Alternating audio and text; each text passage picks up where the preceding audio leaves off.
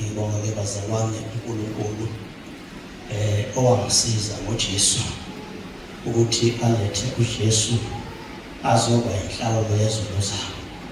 Lethi iBhayibheli sasikude noNkulunkulu sihamba ngokwentando yenyama yethu ibeka kahle ke elesingisi lethi walking according to the desires of our flesh. Amen.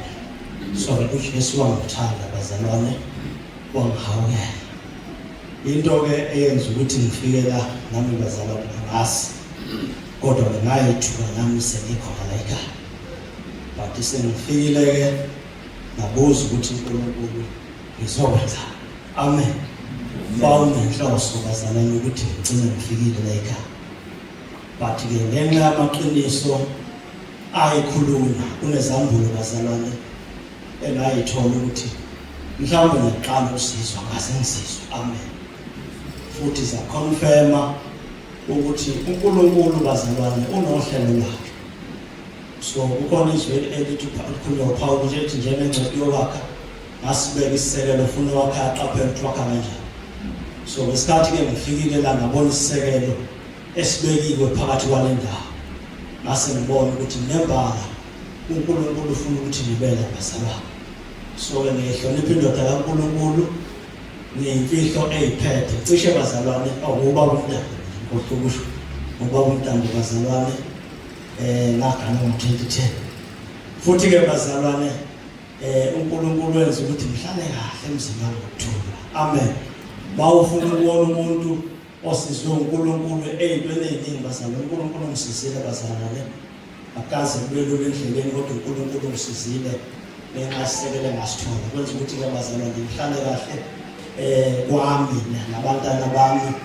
Zonke izinto enginazo bazalwane ngithi ke uma ngithola ithuba ngelinye ilanga ngithi ngiyafisa ukuthi umuntu akafike emzini wami ngimxoxe ukuthi uNkulunkulu wangenzelani bazalwane. So ngezinto uNkulunkulu angenzela zona angakhela umuzi bazalwane, futhi angakhela umuzi omhle bazalwane.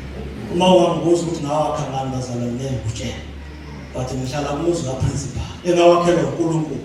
Futhi ngiyayiqhenya bazalwane ngoba empilweni akaze kuhambe kahle kwakuyistruggle. Kodwa ke bazalwane sengifikela bazalwane engithi sengiyi-jubilee time. Amen. Mina bazalwane makukhuluma ngokuhlupheka nani ngangayikhohlwa ngoba bazalwane ngisuke esikhathini akukho engingakwazi kwasebizimeni kuvukelwa umnteni, akukho umzimba engingakwazi nalonkosikazi uNkulunkulu amiphayo.